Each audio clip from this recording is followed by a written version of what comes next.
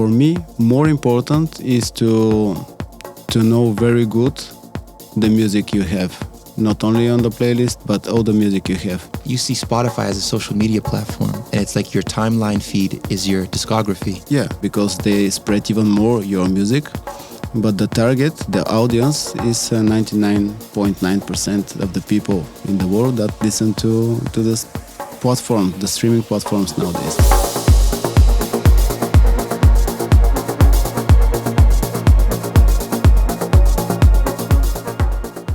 What up, guys? Welcome back, BrodieNeroTV. Another episode. Super excited to do this.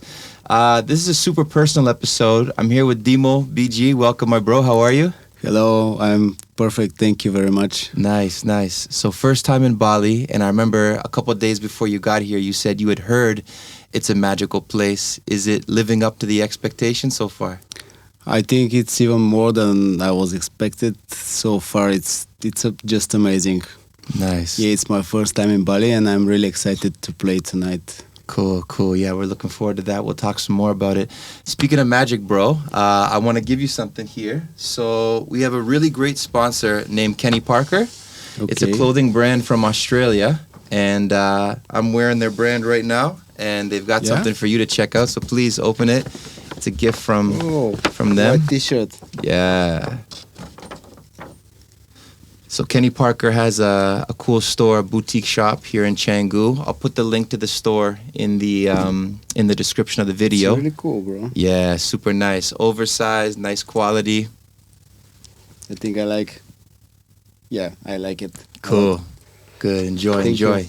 Shout out Kenny Parker. Let's have some fun in this episode. So I need everyone to really understand why this is such a big episode for me personally. And it's no joke when I say I've been playing this guy's music, Dimo's music, every single set for over 2 years now, sometimes 3 or 4 tracks, bro. In my opinion, and I'm not just saying this because you're here now, I feel you're one of the most consistently releasing and underrated Afro house producers right now in the game, and I really hope you continue to succeed and thrive and achieve all your goals, man. We're super happy to have you here, bro. Thank you very much for the kind words. I'm really flattered you're saying this. I remember you texted me on Instagram. I think it was like a year or year and a half ago about the music and that you're playing my tracks. And it's part of the magic. Actually, my big target is to go around the world with my music. And right now I'm living my dream, going in different places, releasing music to touch more people in the world. And I see it happens, and it's amazing. Yeah, yeah. Dreams coming to reality. Yeah. Yeah, nice, man. So that all being said, I want to jump into production. I want to name off a bunch of songs that I play often. Okay. Most recently, Latino Camino. I think people need to understand that song just shakes rooms up. 2 Latin Girls, I think it's a remix. Yeah. Shakalaka. Okay. And Verona. Okay. Those are arguably, the list goes on, of course, but those are my favorite tracks, top 5. Okay. Do you want to tell you a story for any of them? Just name one and I'll tell you. Yeah. I want to hear the backstory for Latino Camino, because recently that song, I just can't get tired of it. And truly, it just shakes the room every time it plays, honestly. Okay. Yeah. I started this one. I'm producing music with another name as well, as a Red Circle with Mr. Key. And we're doing down tempo and really slow stuff. And I was starting this track as a down tempo on a very low beat with the bass and the kick. And I was listening to it like an hour and a half with trying different loops and different things with the synths. At once, I decided to turn up the tempo, and it was wow. It's not a down tempo track. I'm gonna do it. Wow. And I hit the vocals, but the vocals in the track are 2 different. One is male, one is female, and I got them for 2 different tracks. I was put them in a folder for 2 different tracks, but they sounded really great in the same key, so I put them together in that one. Okay. And at the end of the day, I end up with this Latino Camino. Yeah, it's a masterpiece, man. I love to just play it all the time. I So do good. play it all summer. Yeah, Last summer. the bass line is so captivating and just like I said, really shakes the room. And the way the structure is unpredictable, but at the same time, it just flows really, really nicely. Yeah. Wow, so cool, bro. I'm so happy to be doing this. Recently, one other comment I had was like, to give you guys more context, like let's say every 10 songs you're putting out, I'm buying at least 8 of them. Like that's how much I'm supporting the music and a fan of it as a listener, and of course in an effort to put on a great show whenever I'm DJing for people. So Ben, you're really a master at what you're doing. I see how hard you're working. Thank you. It cost me a lot. I sacrifice a lot of the time with my family because I'm going to the studio every day. I wake up in the morning, do my morning coffee, morning routines, and then I go to the studio, spending there all day. And that's it. That's the part of my life that I really love, actually. Yeah. You can hear it through the music. You can see it when you're speaking here. Recently, you had a new song come out called Awakening.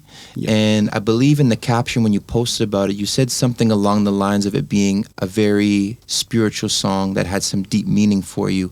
Could you elaborate a bit on what this release meant for you, maybe where the inspiration came from it?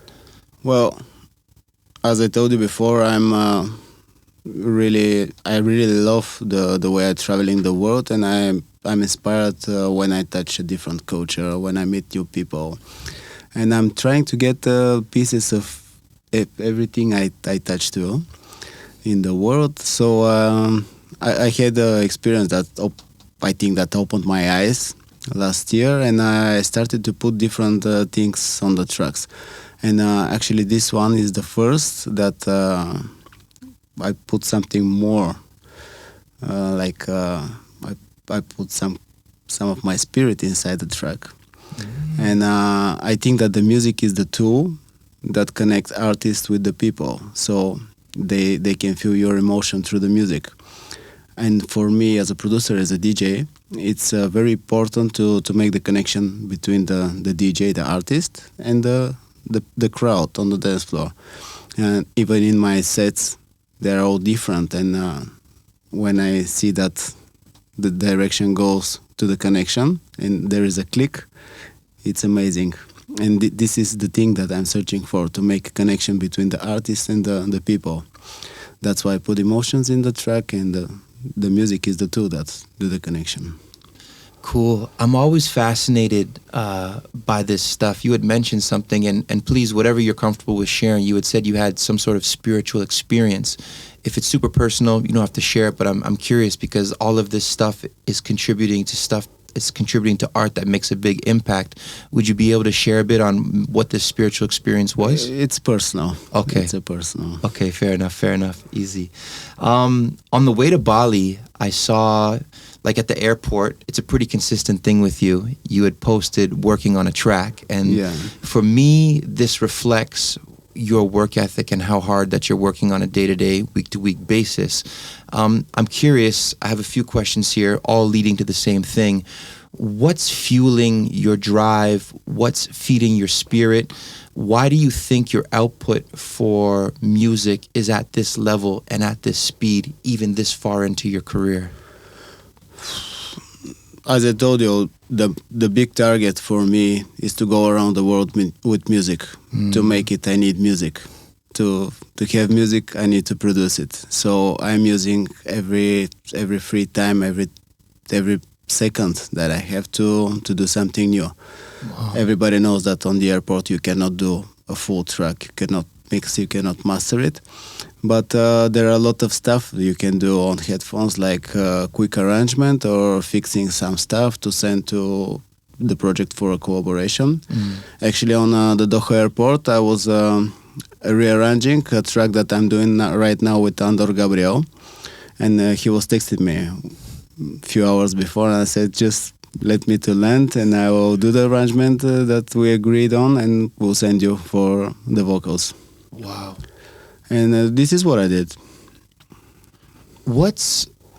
Have you always had this work ethic from the beginning that you decided I want to be an electronic music producer? Were you always this consumed and focused and committed to the craft, or did it start off as a hobby that you did part-time and the passion for it grew?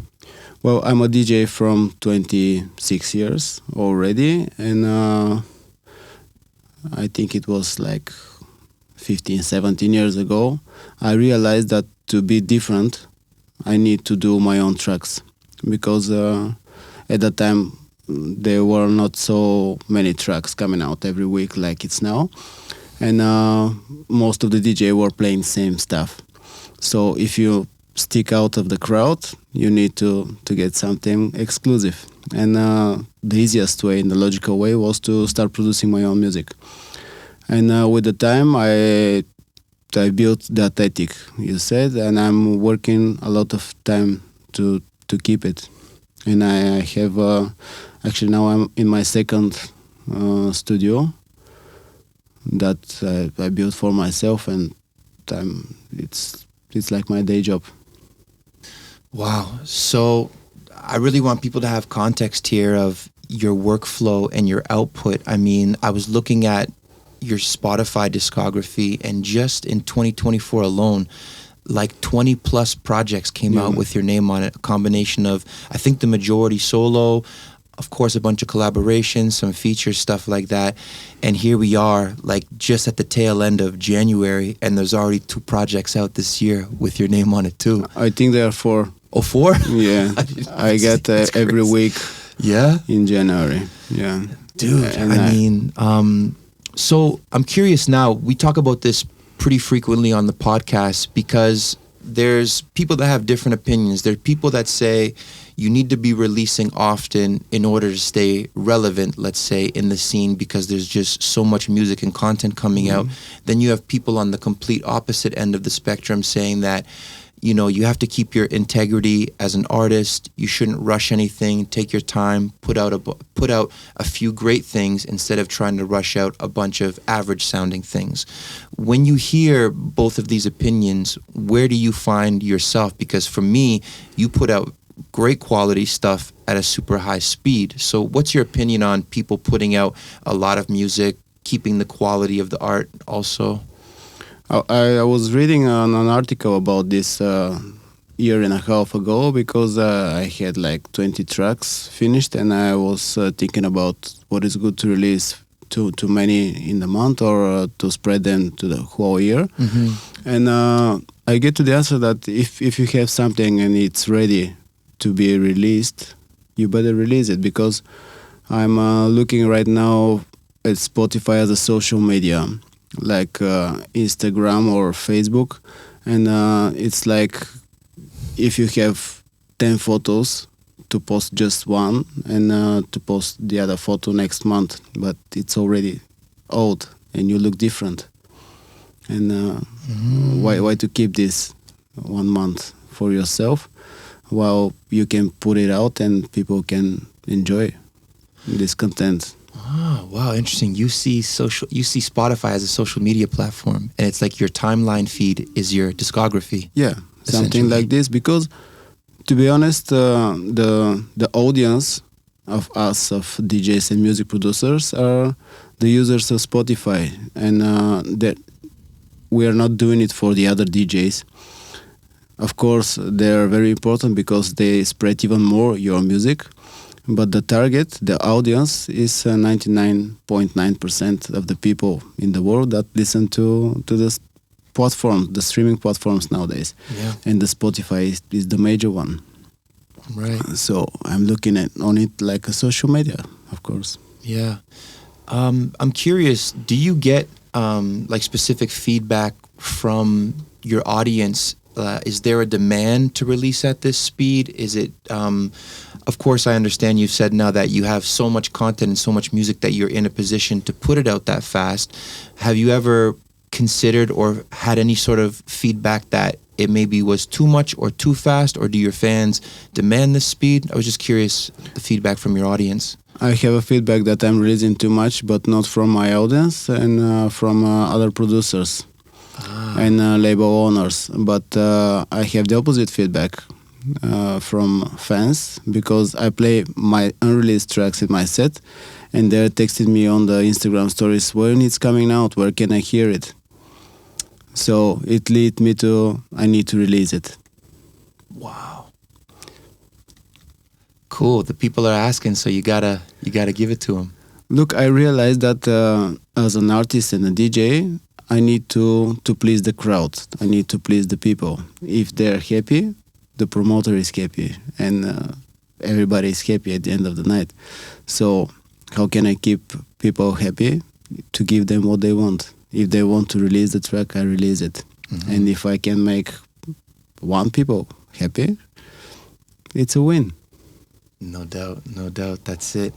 I really want to stick on this workflow and mindset thing. So I'm curious, obviously you're traveling a lot, but you're balancing family, production time as well. What is your work schedule like typically, say, through a Monday to Sunday, including shows and production? How do you balance it all? I was curious, like, are you allocating 2 to 3 hours a day per song, or for production, finding another pocket of time for family? Because I think for this podcast, we have a majority of people that are fans of the artists, but I have a feeling we're still studying the analytics as we grow, that there's going to be a lot of up-and-coming producers or even established ones that are trying to find balance and look for other successful artists to learn from too. So I was curious, a week-to-week schedule, how you're balancing everything. Okay, right now I'm trying to play only Friday and Saturday on different locations, and I go back home on Sunday. Sunday is for the family. I stay with them. We have a great dinner. I tell them the stories from the weekend, where I've been, what I saw, mm-hmm. and that's it. And from Monday, I'm on my weekly ritual. Wake up, coffee, going with the kid to the school, and then I go to my studio, spending all day in the studio, like 8, 9, 10 hours, maybe sometimes even more if I have something very urgent and the deadline is very soon. And I'm doing this Monday to Thursday, and Thursday night I'm doing my playlist for the weekend. Usually Friday I listen to the new music on beatport and go to work. Wow. For gigs. So I'm sure that there's been times where you've been booked and requested to play elsewhere during the week, stuff like that. Given the fact that you've been playing and DJing and traveling for 20 plus years, do you now stay strict to this schedule and don't waver from it? Or if offers come and the opportunity to play elsewhere, go make some money, reach a new crowd, this kind of thing, do you take it, or do you make sure you stick to this schedule so that you keep that balance in your life for your own well-being? I'm trying to keep the balance, but if something came out and it's good, I take it. Got it. Cool. Speaking of traveling, I wasn't on the road for a while because there was so much going on here in Bali, and I had to do a short and pretty aggressive travel schedule. And during that travel, I could feel it, and then I started thinking of all the other DJs that are traveling a lot and everything, and I thought, man, like, as this year picks up, I'm releasing more. I should anticipate having to do more of this. And then I started thinking of my own lifestyle habits and balance and things that we were talking about, keeping a schedule and everything. I was curious, how do you manage your physical and mental health with that consistent amount of traveling? And then I also noticed, like, coming off of an aggressive travel schedule for 3 or 4 days, I was pretty tired by the time I got home. And I was like, I didn't exactly want to jump up and get to work right away. So I was curious how you're managing to keep a focused, strong energy level, to keep working at the speed and frequency you are, putting in those hours, still making time for family, still traveling, all of this stuff. How are you managing your physical and mental well-being? To be honest, I don't know. Okay. Well, I'm trying to do my best. I know that my family needs the time with me. I love that time. I want to spend more with them, and I'm doing my best. For my energy, I'm trying to eat very low, a little, not too much. Also, I keep the alcohol very low. The what, sorry? Alcohol. Okay, got it. Yeah, of course. Very Have low to. because It's good to hear. I need to be in a good condition all the time. So also things that help me is a little bit of running in the morning when I have time, and when I'm home, I'm doing it. And that's it. But I think the main fuel that drives me up is the passion for music. This is the thing that keeps me on the track all the time, because I know that nobody is doing it for me. I need to do it. Yeah, yeah. And I guess another thing I noticed too is for myself in the last year, I've really fallen pretty deeply in love, let's say, and passionate about the work I'm doing, and it feels less and less like work. Like sometimes my girl is like, hey, like put your laptop away and just chill. Let's put a movie on. She's like, take a break. I was like, I don't really feel like I need a break. Like I'm really enjoying what I'm doing. So perhaps when there's love behind what you're doing, it's easy to keep going. Of course, we're lucky people. We love our job. Yeah, for sure. Cool. Switching gears a little bit and talking about performing specifically as a DJ, I get different answers from people. Some DJs tell me I don't know anything about what I'm going to play or what my first track's going to be when I go to a show. Some people tell me they know their first 2 or 3 songs. I myself, I like to group songs together that make sense vibe-wise, mix well harmonically, and then of course leave lots of room for free-flowing to play to the venue and play to the crowd. That all being said, I was curious, what's your preparation process like for a gig? Well, I do my playlist for each gig, but almost never stick to them, because in my head it's something that I imagine for example for the gig tonight. Yeah. And I put there, for example, 15 tracks that I want to play tonight, and I think that they would be great to be played here. But when I go to the show and when I listen to the DJ before me, at last 30 minutes before my start, I will see how people react, what is the vibe in the club, and I will adjust my set to that vibe. So I want to get the maximum of the connection between me and the people. Nice. Is that preparation process important to you to give you peace of mind? Like, even though you may not use this playlist, does just being prepared give you more confidence before you go into the gig? Is it kind of like a mandatory thing you do for all gigs? Always some sort of short list or playlist before every show?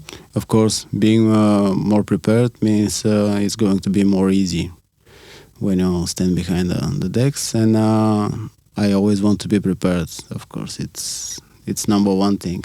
Nice. But for me, more important is to know very good the music you have, not only on the playlist, but all the music you have.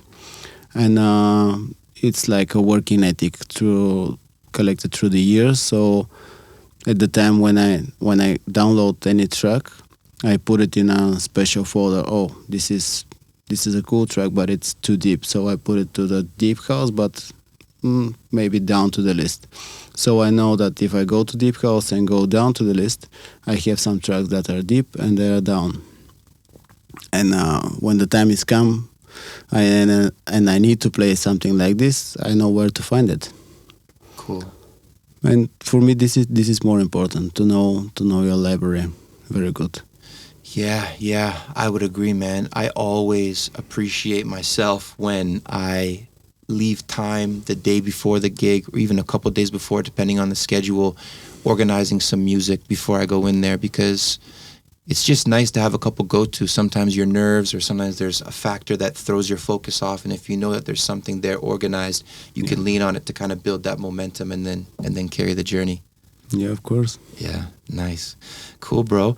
I was looking online, and even after following you, I haven't seen you've done a lot of B2Bs with other artists. Is B2B something that interests you, playing with other DJs? Do you prefer to just be a one-man show? Well, B2B is a challenge for me. It's really exciting, and I'm doing with usually with people that I know, because we are very very familiar what each other play, and if there is surprise, it's a kind of controlled surprise. It's not too much, Right. and it's a lot of fun. Yeah, it's a lot of fun playing back to back. Yeah, I was speaking to Josie about this a couple episodes ago, and he said also he's not a huge fan of them unless there's some synergy before, like you know the person really well, you know how they play, because it's like apples and oranges, you know, like one guy goes one direction, the other guy goes the other direction, then sometimes ego can even get involved, and it's like who's playing the better song or things like that. Yeah, he's right, but for me, most important is to please the crowd. If the crowd it's okay with what is playing, everything's fine. And if the crowd enjoying the back to back, it's okay. Nice, cool. Given that you have so much music out already, clearly there's going to be a lot more coming. You're doing a bunch of collaborations. Are there any collaborations with bigger artists or average artists, let's say, that you haven't done that you really want to? Of course, I imagine doing tracks with really big artists. I want to make track with Hugo. I want to make track with Mestica. Nice. I want to make track one day even with David Guetta. Why not? Yeah, nice. That being said, so when you mention artists like David Guetta, clearly that's a lot more, let's say, quote unquote, mainstream and or commercial. What's your thoughts on the state of Afro House right now? I mean, it seems like everybody's playing it. It's gotten a lot more commercialized. We see it with the edits and everything. To be honest, we talk a lot about it on the podcast, but I'm super curious to get feedback, especially from artists like yourself who are established and such a big part of the scene.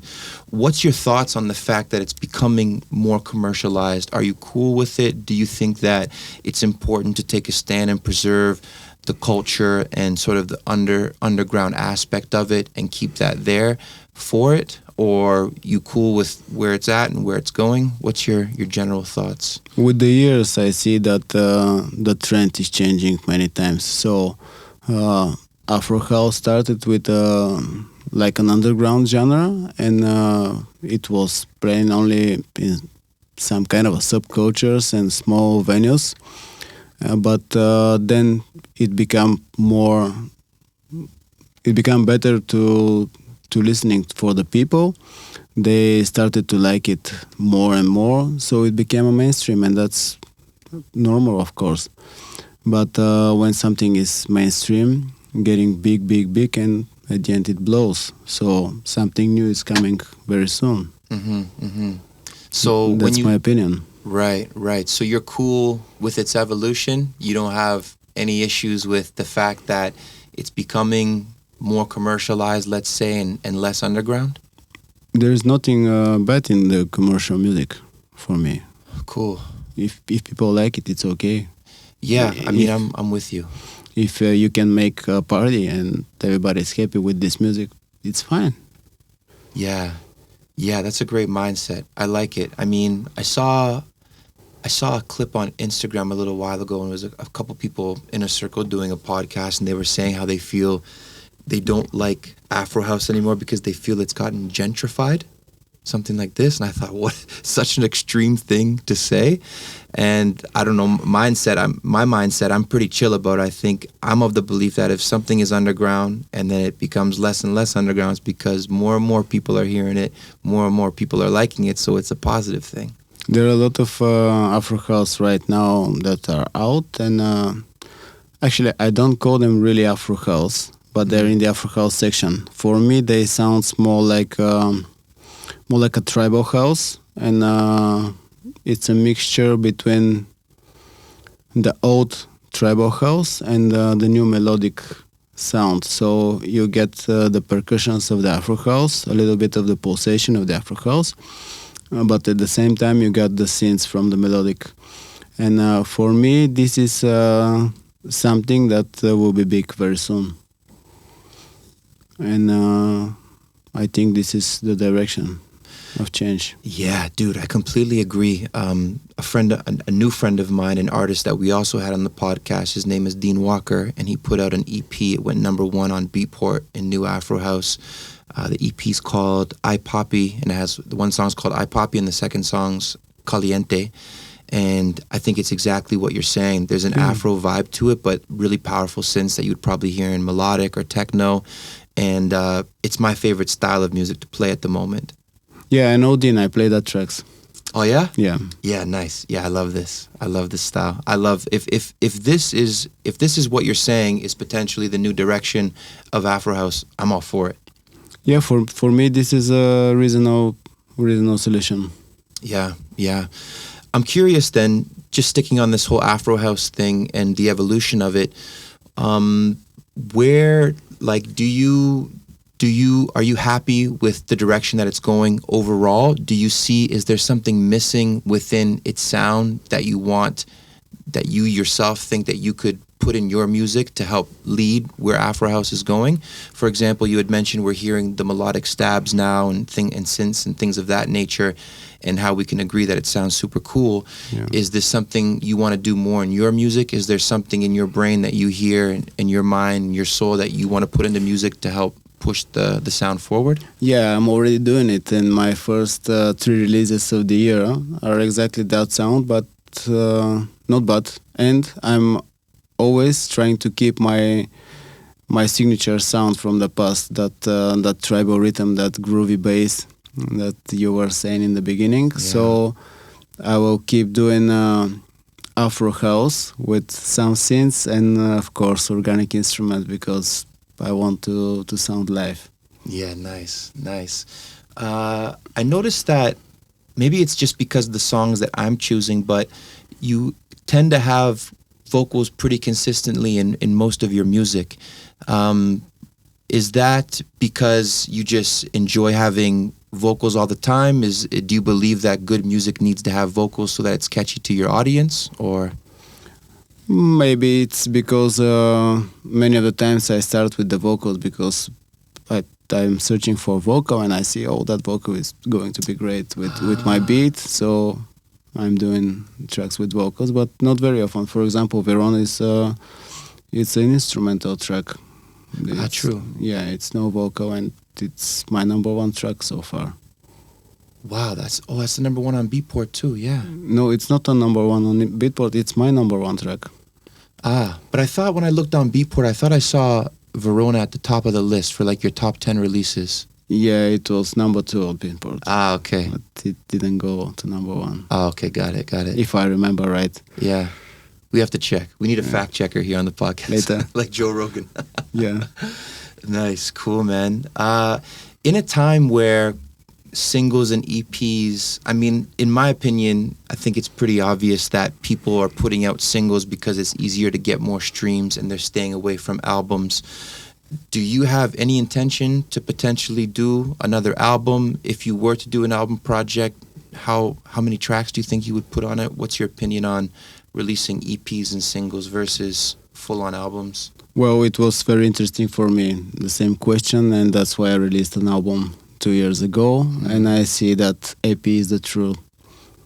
And EP with single and remix. If it's EP from of 2 tracks, it better be 2 singles for me. Right. But if you can have a good remix, you better put it on the EP. Right. Yeah, I For guess me, this is the best option. Yeah, and I guess we can't. I mean, the truth is, I believe that social media has just impacted the world so much that our attention span is just not there, and the way we consume things. That, I mean, you can see it a lot of times when I look at album projects. I'll see the first few songs have a lot of streams, and slowly they taper off. Yeah, that's normal. Yeah. Cool. So, given that you've released so much music, I'm curious, what is, let's talk 2 things here, personal and professional. Okay. What's one professional goal that you haven't reached, a massive one, that you'd like to do? That I haven't reached? Haven't reached yet. Win a Grammy. Win a Grammy? Yeah, I want to win a Grammy. Wow. What do you think it's going to take to achieve something like that? A lot of work. Yeah. In the right direction, of course. Yeah.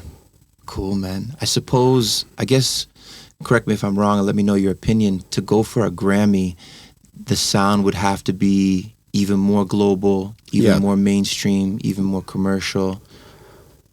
It's not necessary to be commercial, but you must be global recognized artist, and the music you do must be all around the world. Yeah, for For sure. sure. Cool. And speaking of personal goals, is there something that you want to make happen in this lifetime that you haven't done? Any sort of, maybe it's altruistic work, maybe it's climbing Mount Everest. I don't know, just a personal goal, something big that you'd like to get done. I don't know, to be honest. I want to be happy. Cool. That's my personal goal. I want to be happy. Do you feel at this point, your career and your life, you're close to that on a day-to-day basis, or there's still certain things that you have to personally accomplish to feel that sense of happiness, or what does it mean to you exactly? I'm happy. I'm in the best place I've ever imagined in my life, and I have a family. I have an amazing kid. Nice. I have my dream job, going around the world, and to be honest, I'm happy. But I want to keep this happiness for all my life. Cool. Love it, man. Really, really nice conversation so far.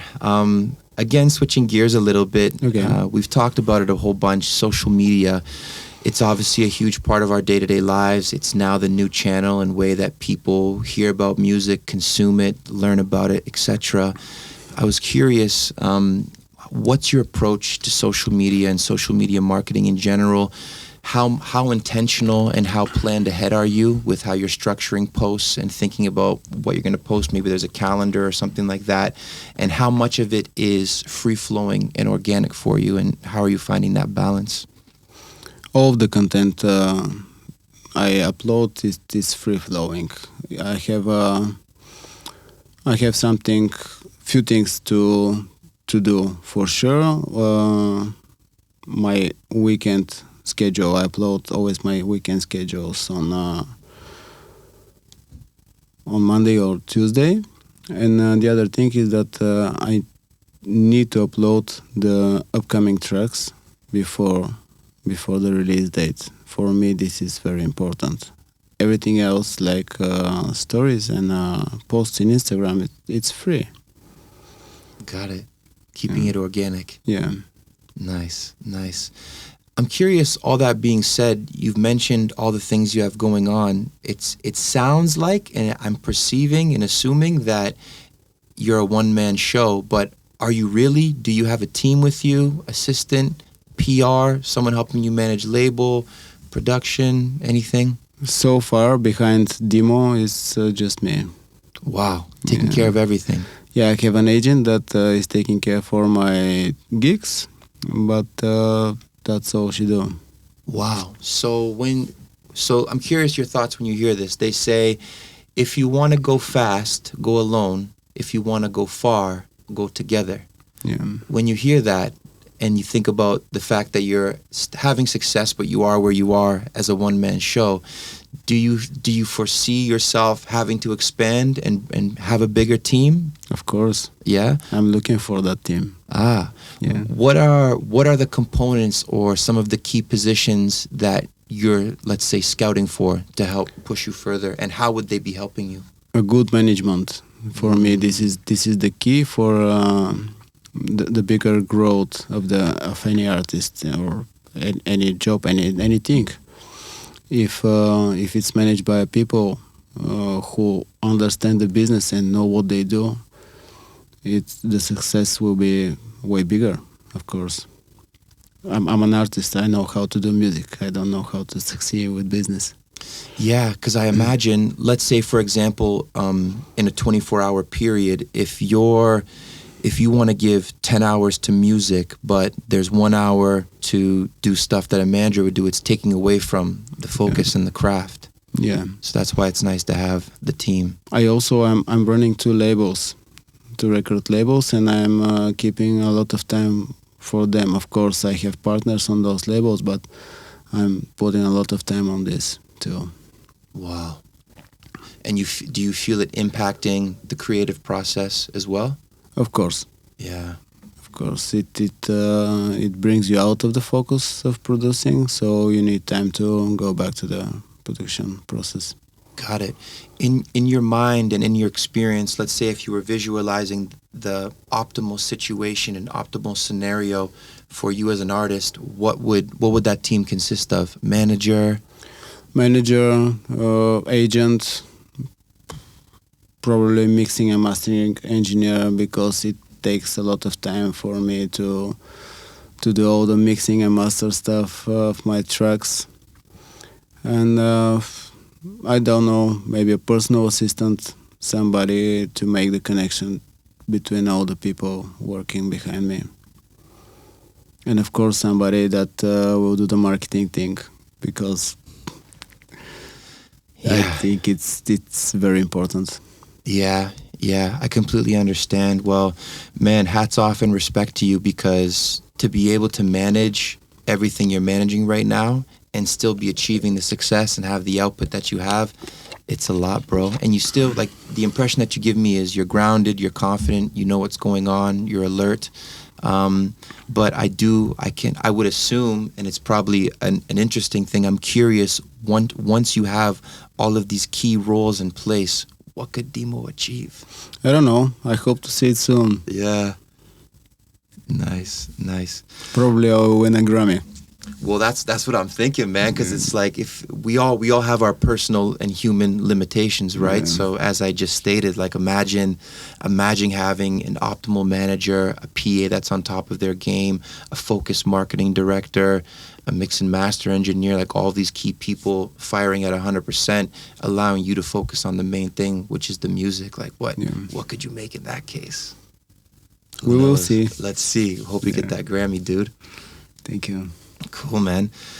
Nice. So I have one more category that I like to delve in with the podcast interviews here. And as I had said earlier, I feel that there's a lot of up-and-coming artists that may be watching this podcast, trying to learn from more successful artists on how to get to the next level. So the question I like to ask is, imagine that there are a DJ producer right now that locally is having some success, has a bunch of residencies locally, let's say. He or she has had some releases on different labels, and they have some momentum, but they're really trying to take things to an international level. Let's say 3 to 4 gems of advice that you could offer to those artists that are really trying to break through to the next level. Okay, that's interesting. Well, maybe the shortcut is in collaboration. If you have a good productions and you do collaborations with artists on your level from different countries, your production, your tracks, your everything is going to be heard in another country through the other producers. So if the final product is good enough and people like it, you have a huge chance to get booked there and to show what you do live. And for me, this is the shortcut. The other thing might be with a really good marketing, which is focused to the locations you want to go and do gigs. But for me, the only logical reason to book you somewhere international is the music. So making more music, focused on the location you want to go, it's the key for me. Yeah, I love that, man. We had the agents that represent Maxi Meraki, Berswada, Colin, and a bunch of other really great names. And one of them, Niels, was just saying, everything falls on great music. Your social media could be pumping, your branding and all of this stuff could be top notch. But if you don't have good music, why we're gonna fly you to Tokyo? Why we're gonna fly you to Europe? Like, for what? Because you have a good following on social media? Yeah. Like, it all falls on great music. One thing you mentioned here was marketing to the locations that you maybe want to travel to. Of course, this all still falls on great music, but do you mean specifically like a Facebook ad, for example, targeting that specific geographic location?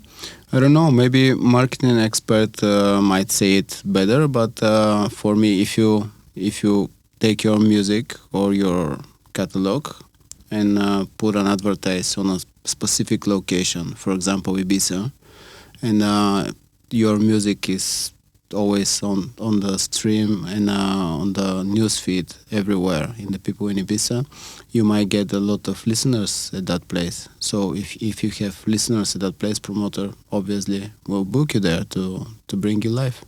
Yeah, nice. Is this something you applied yourself and found that it worked? No. Oh, okay. But sounds very logical for me. Yeah. Because I see that I'm doing gigs on the places where I have more listeners on Spotify. Ah, got it. Cool. So, just want to sit on this for 1 second. Are you going as far as analyzing where your listeners are from, and you use that feedback to maybe share with the agent, and this is how you plan potential tours and stuff? Yeah. Ah, nice.